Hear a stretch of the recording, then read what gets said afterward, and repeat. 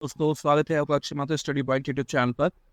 आज हम 10th class के फर्स्ट चैप्टर का जो कि रियल नंबर है उसका थर्ड पार्ट करने वाले हैं। फर्स्ट पार्ट में हमने सभी नंबर्स को देख लिया था।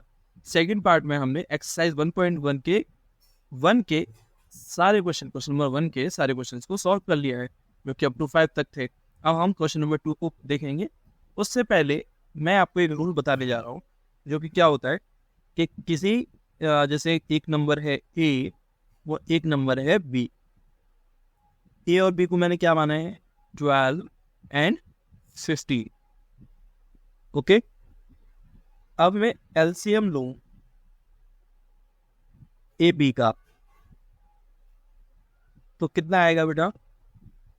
60। अब मैं एचसीएफ लूं ए बी का, तो कितना आएगा? 3 आएगा। और मैं अगर ये बताऊं आपको कि एलसीएम का मल्टीप्लाई एचसीएफ से कर दूं, तो किसके बराबर आएगा? Product of two numbers. ये है हमारा रूल बोल लो, फॉर्मूला बोल लो, whatever you want to say, ये है। और इससे एमसीक्यू में क्वेश्चन आता ही आता है। अब जैसे सपोज कर लीजिए एलसीएम कितना है? 60, एचसीएफ कितना है? 3, और जो नंबर है वो कितना है? 12 और 15। 12-15 का मल्टीप्लाई 180, और 60 और 3 का मल्टीप्लाई 180। तो ये एक दूसरे के इक्वल है। मतलब product of two number is always equal to the LCM of two number into HCF of two number. Okay, तो ये हमने ये इसमें सीख लिया। अब वैसे अगर मैं तुम्हें बताना चाहूँ कि एलसीएम और एचसीएफ हम कैसे निकाल सकते हैं, तो एलसीएम और एचसीएफ के सबको पता होगा कि हम कैसे निकाल सकते हैं। अगर जिसको नहीं आता है उसे मैं अभी भी सिखा दें। जैसे मैंने कोई नंबर लिया 18 और लिया 20। ओके, 18 और 20। हमने 18 के प्राइम फैक्टराइजेशन करना है। 2 9 जा, 3 3 जा, 3 1 जा। ओके, और 20 का करें, कितना आएगा? 10 टाइम्स 5 टाइम्स एंड 5 हो जाए। ये सभी हमें डिवाइड करना होता है। तो हमने प्राइम फैक्टराइजेशन किया, क्या आया? 18 is equal to 2 multiply 3 multiply 3। 20 का क्या आया? 2 मल्टीप्लाई 2 मल्टीप्लाई 5। अब हमें एलसीएम लिखना है इन दोनों number. LCM of 18 and 20 that is equal to, देखो सबसे पहले हमें क्या करना है कि जो दोनों में कॉमन आ रहा है उन दोनों को हमें कॉमन लेना। ठीक है, कॉमन लेने वाला हमने सबसे पहले मल्टीप्लाई। अब 2 जो नेक्स्ट है वो कॉमन नहीं है, तो उसे भी इंक्लूड हमें करना है। ठीक है, आगे 3, अगर पेयर है तो पेयर का लिखेंगे, अदरवाइज नहीं लिखेंगे, लेकिन लिखना जरूर है। इसी तरीके से इसे करेंगे 3।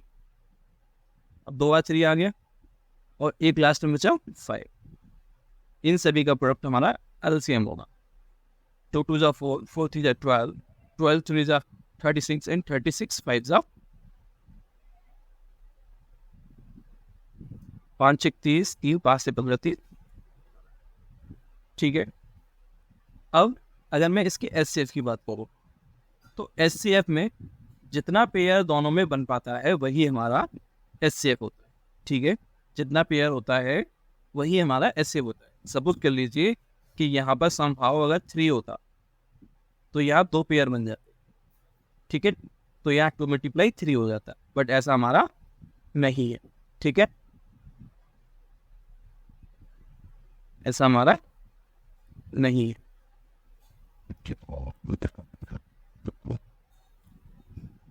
अब इनके जो नॉर्मल तरीके, ये तो जैसे हम अब तक बचपन से सीखते आए वैसा है। और कुछ थोड़ा एडवांस लेवल से कर सकते हैं। वैसे तो बचपन से वो भी सीख रहे हैं, लेकिन हम कुछ एडवांस भी देख सकते हैं। ठीक है, तो एडवांस के लिए हम देखते हैं 18 एंड 20, इनको एक साथ ले सकते हैं। ठीक है, हमने लिया 2 9 10, 2 से जब तक जाता रहेगा तब तक हम इसे डिवाइड करते रहेंगे। अब नहीं जा रहा तो 3 से करेंगे, 3 3 जा, और 5 नहीं जाएगा तो कोई बात नहीं, फिर 3 बन जा, 5 नहीं जाएगा कोई बात नहीं, फिर 5 से देंगे, 5 बन जा,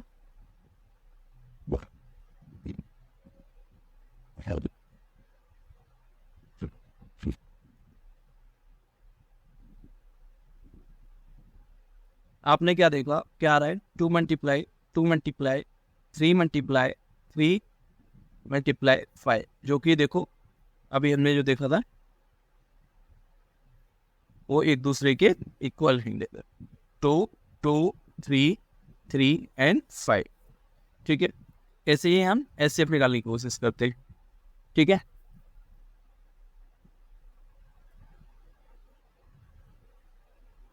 एटीन से हम 20 को डिवाइड करेंगे, इसे लॉन्ग डिवीजन मेथड से हम कर सकते हैं एचसीएफ को। 18 बन जा 80। अब जो रिमाइंडर आया है उस रिमाइंडर से हम डिवाइड करेंगे जो हम पहले डिवाइड किया है, रिमाइंडर से ही डिवाइड करना है जिससे डिवाइड किया है उसी पर। 2 9 जा 80, और लास्ट में जो डिजिट डिवाइड करेगी और रिमाइंडर 0 देगी वही हमारा एचसीएफ, जो कि हमने अभी पेयर में देखा था कि हमारा एचसीएफ तो आ गया। ठीक है, अब हम क्वेश्चन की तरफ मूव करते हैं कि क्वेश्चन हमारा क्या कहता है। ठीक है, ये आ गया हमारा क्वेश्चन। अब 26 और 91 का है हमारे लिए, 26 एंड 91, 26 और 91 इसे हम डायरेक्टली करेंगे। ठीक है,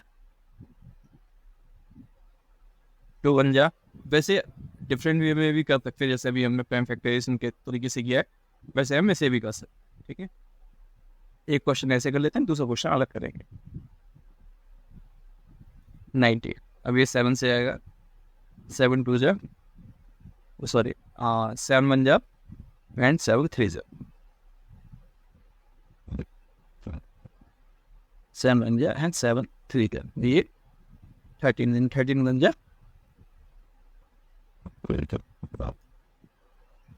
ठीक है, तो ये हमारा क्या आ गया, एलसीएम आ गया। अगर हम एचसीएफ की बात करें, एचसीएफ हमारा क्या आएगा, हम देख रहे हैं 13 कॉमन है तो 13 ही होगा। 26 91 डिवाइड करेंगे, ये कितना आ जाएगा आपका, 3 टाइम्स, 3 6 18, 3 2 6 8 7, 11 3 30, 26 2 0 26। जो हमारा लास्ट में डिवीज़र है, जो भाग देने वाला है, वही हमारा एचसीएफ है। एचसीएफ कितना आ गया, 13। अब इसको प्रूफ करना है और हमें ये देखना है कि एलसीएम का और एचसीएफ का मल्टीप्लाई उन दोनों नंबर के प्रोडक्ट के इक्वल होता है या नहीं होता है। ठीक है, तो सबसे पहले हमें क्या करना है, अब इन दोनों को लिखते हैं। ठीक है, 2 × 7 × 13 × 30, ये आपका इतना हो गया एलसीएम, वही हो गया आपका एचसीएफ। अब दोनों जो नंबर हैं हम कितने हैं, 26 एंड 91। 26 और 91 को अगर हम मल्टीप्लाई करेंगे तो कितना आएगा हमारा, 7 दूनी 14, 13 गुणा 13 169, 14 नंबर 126। तो ये आप पीछे देख रहे हो 6 आ रहा है, मे बी हमारा सही आएगा। तो इसका जो मल्टीप्लाई वो कितना आएगा, 2366। तो ये हमने प्रूफ कर दिया कि जो हमारा एचसीएफ मल्टीप्लाई एचसीएफ है वो दोनों नंबर के इक्वल हो। तो ये हमने क्वेश्चन में जो पूछा गया था वो हमने कर लिया। ठीक है, अब नेक्स्ट क्वेश्चन, 510 और 92।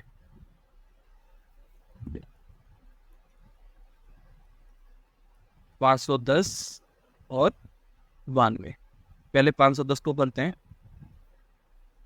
इसे मैं सिंगल करता हूँ। ठीक है, सिंगल करने से फायदा है कि एचसीएफ और एलसीएम एक बार में आ जाएगा। 2 2 जा 2 5 जा 2 5, 3 8 जा 3 5 जा, 5 दैट इज 17 टैप्स एंड ये 7 इस तरीके से 92 को करेंगे तो 92 का क्या आएगा 4 6 2 23 and that is 23.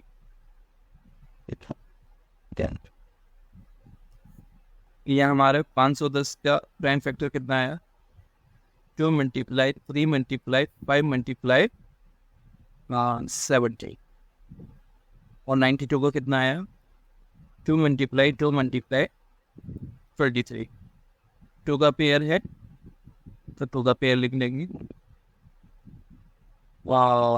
यहाँ 2 रह गया नीचे तो 2 को हम लिखेंगे ऊपर 3 है 5 है सबको लिख देंगे अगर पेयर नहीं है तो सबको लिखेंगे तो ये इसका क्या हो जाएगा एलसीएम हो जाएगा और एचसीएफ हमारा जो उससे एक ही बनेगा जो कि कॉमन 2 है उसके अलावा हमारा कोई भी एचसीएफ नहीं होगा एलसीएम और एचसीएफ का आप प्रोडक्ट करेंगे तो 510 गुणा 92 के बराबर आ जाएगा ठीक है। अब हम नेक्स्ट क्वेश्चन की तरफ चलते हैं।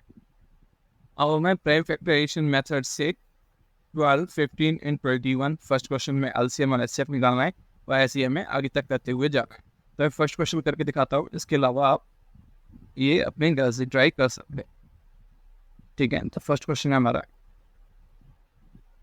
12 15 एंड 21 तो 12 के हम फैक्टराइजेशन करेंगे तो क्या आएगा 2 6 2 3 एंड 3 बचला ठीक है। 15 का कितना आएगा 3 5 5 1 3 into 5 21 का क्या आएगा 3 7 और 7 7 तो हमारी 12 के क्या फैक्टर आए 2 मल्टीप्लाई 3 15 के क्या फैक्टर्स आए 3 मल्टीप्लाई 5 एंड 21 के क्या फैक्टर आए 3 into 7। यहाँ पर हम देख पा रहे हैं कि 3 हर किसी में कॉमन है ठीक है। तो 3 एक कॉमन नंबर आ गया उसके अलावा सब अलग अलग है तो कोई फर्क नहीं पड़ता उसके लिए हम क्या करेंगे एलसीएम निकालेंगे। तो एलसीएम में देखो 2 टाइम्स है लिखते हुए 3 1 टाइम है पीरियड है अगर ये पीरियड नहीं होता तो फिर अलग अलग लिखते लेकिन पीरियड है तो हमने 3 लिख दिया फिर 5 और 7 इसका एलसीएम आ जाएगा ठीक है। अगर हम इसके एचसीएफ की बात करें तो जो पेयर बना होता है वही इसका एचसीएफ होता है ठीक है। अब जैसे यहाँ पे 17 23 29 इसमें कॉमन फैक्टर आप देखेंगे तो सिर्फ एक ही बनेगा इसके अलावा कुछ नहीं बनेगा लेकिन एलसीएम का क्या होगा एलसीएम इन तीनों का प्रोडक्ट होगा एलसीएम इन तीनों का प्रोडक्ट होगा और एचसीएफ 1 होगा ठीक है। 8 9 9 21 अगर इसमें भी हम कॉमन अगर नंबर देखें कॉमन फैक्टर देखें तो वो क्या आएगा 1 आएगा तो एचसीएफ 1 होगा एचसीएफ 1 आएगा।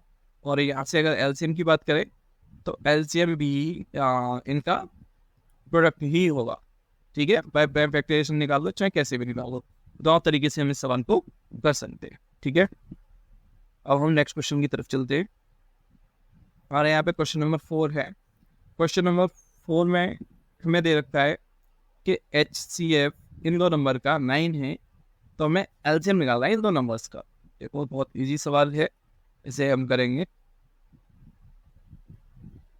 HCF multiply LCM is equal to A into B we know that. तो हमें क्या करना है इन दो नंबर का प्रोडक्ट करना है 6 5 एंड 7 ठीक है। हमारा एचसीएफ 9 दे रखा है और एलसीएम हमसे पूछा है। अब देखो 9 मल्टीप्लाई में तो दूसरी साइड जब जाएगा तो ये डिवाइड में आ जाएगा 306 मल्टीप्लाई 6 5 7 अपॉन 9 से इसे डिवाइड करेंगे तो 9 से ये पूरा पूरा चला जाएगा तो 9 से लेके देखते कितनी हो जाएगा 9 7 63 और 9 दिया 27, 73 बार। और 73 का मल्टीप्लाई 306 से करेंगे, कितना आएगा? 3 6 18, 3 3 9, 7 6 42, 4 7 6 42 और 7 या 21। ठीक है। 9 और 4 30, 1 कैरी 2 2, तो यहाँ हमारा एलसीएम हो जाएगा 2 2 3 3 8।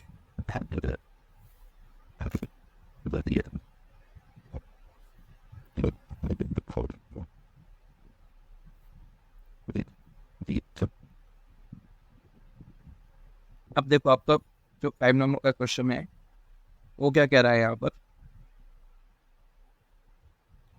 कि 6 की पावर n है, क्या n की कोई ऐसी वैल्यू हो सकती है, n की कोई ऐसी वैल्यू हो सकती है जहां पर हम एंड डिजिट पर 0 प्राप्त कर ले, एंड डिजिट पर 0 प्राप्त कर ले।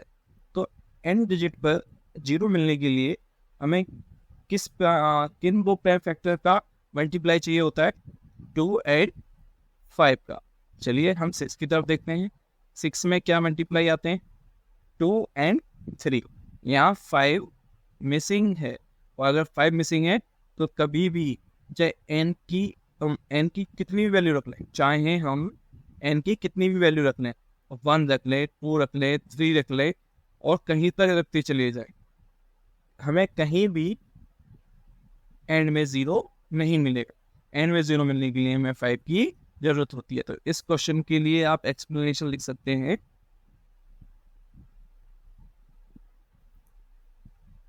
बिकॉज हम लिखेंगे because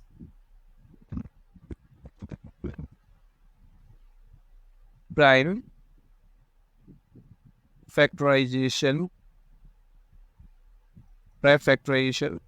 of 6 is 2 multiply 3. Here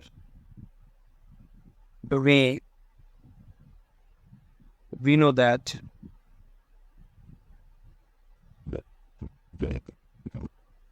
we need 5 and 2 as a product of not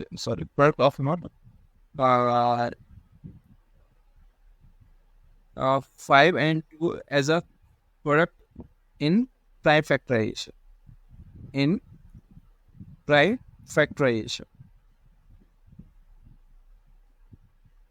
So for any value of n, we can't get the digit. We can't get the number. Sorry, we can't get the number and with 0 digit. ठीक है। अब इसका next question देखते हैं अपन लोग। इसमें देखो, इसे हम डायरेक्टली बता सकते हैं कि 7 का मल्टीप्लाई किससे हो रहा है? 1 से एंड 3 से। इसके बाद 3 ऐड होगा। हम सब जानते हैं कि जब 0 2 4 6 और 8 किसी भी नंबर में पीछे होते हैं तो वो हमेशा 2 से डिवाइड हो जाते हैं। तो अगर हमें यहाँ तक की कोई चीज़ मिल जाती है तो हम कह सकते हैं कि वो डिविजिबल है या फिर कंपोजिट है या भाज्य संख्या है। और यदि हमें एंड में 5 मिल जाए तब भी हम कह सकते हैं कि वो 5 से कंप्लीटली डिविजिबल होगा। ठीक है, तो वो एक कंपोजिट नंबर पक्का होगा ही होगा। अब जैसे यहाँ पर देखते हैं कि 7 बज जा 7 यूनिट डिजिट का मल्टीप्लाई करना है। 7 बज जा 7 7 3 जा 7 बज जा 7, और 7 3 जा 21, तो 21 में 1 अब जो 1 है, 1 को हम 3 से ऐड करेंगे तो कितना आ जाएगा 4।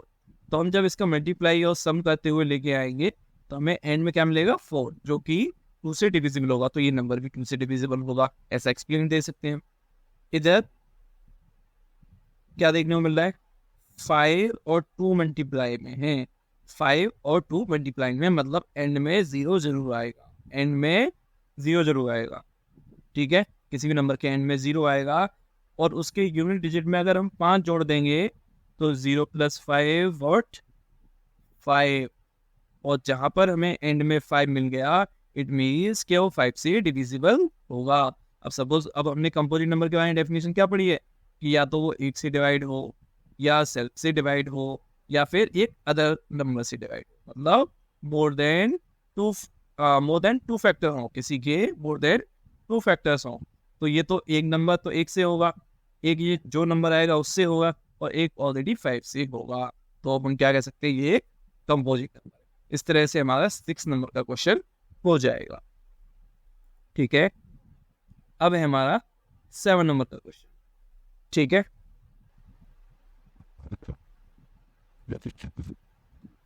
अब यह हमारा क्वेश्चन नंबर 7 है। इस क्वेश्चन नंबर 7 में क्या दे रखा है, there is a circular path around the sport field. एक स्पोर्ट फील्ड है सर्कुलर,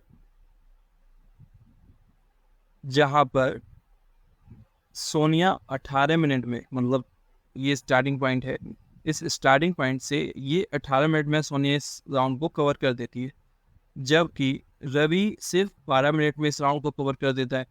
सपोज कर लीजिए कि वो दोनों एक ही जगह से स्टार्ट करते हैं, ठीक है, और वो सेम डायरेक्शन में रनिंग कर रहे हैं, तो कितने मिनट बाद वो आपस में मिलेंगे, स्टार्टिंग पॉइंट पर मिलेंगे, मतलब इस पॉइंट पर आके मिलेंगे। सपोज कर लीजिए कि रवि जब भागा, उसने ऐसे भागते भागते 12 मिनट लगाए। कितने मिनट लगाए, 12। लेकिन 12 मिनट में जो 18 मिनट में भागने वाला है वो तो करीब यहाँ पहुंचेगा। ठीक है, इतनी देर में उसने 12 मिनट में एक और चक्कर लगा लिया। अब 18 दूनी 36, ये करीब करीब कहाँ पहुंचेगा, यहाँ पहुंचेगा। अब 12 मिनट में एक और भागने वाले ने तीसरा राउंड लगा दिया, ठीक है, और ये 18 मिनट वाला ये दूसरा राउंड कवर करेगा। तो जब डबल राउंड 18 मिनट वाला कवर करेगा, तब ये स्टार्टिंग पॉइंट पे दोनों मिल जाएंगे, मतलब 36 मिनट बाद। इसी तरीके से 12 वाले ने कितने राउंड लगाए, 3 राउंड लगाए, और वो कितनी देर बाद मिला, 36 मिनट बाद। तो ये तो हो गया हमारा जनरल तरीके से सॉल्व करने का तरीका। यहाँ पर एक्चुअली हमें क्या लेना है, एलसीएम लेना है कि कम से कम टाइम में ये एक दूसरे से मिल जाए। तो इसे हम जब एलसीएम लेंगे तो 2 9 जा 2 6 जा 2 3 जा 3 1 जा 3 जा 3 1 जा,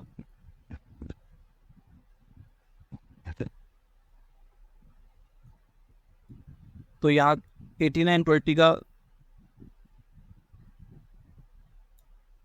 एलसीएम कितना आएगा हमारा, 2 2 जा 4 4 3 जा 12 12 3 जा 36 मिनट। तो 36 मिनट बाद वो मिल जाएंगे सेम पॉइंट पे जहाँ से उन्होंने स्टार्ट किया था। बाकी हम नेक्स्ट एक्सरसाइज को करेंगे। ठीक है, नेक्स्ट वीडियो में नेक्स्ट एक्सरसाइज होगी, इसमें हम रूट वैल्यूज़ को इरेशनल प्रूफ करेंगे, रूट वैल्यूज़ को इरेशनल प्रूफ करेंगे। अब मैं क्या चाहता हूँ आपसे कि मेरे 400 सब्सक्राइबर पूरे करवाएं, और वीडियो को जितना हो सकता है लाइक करें, शेयर करें, और सब्सक्राइब करना ना भूलें, बिना प्राइस का है ये। ठीक है, बाय बाय, मिलते हैं कल।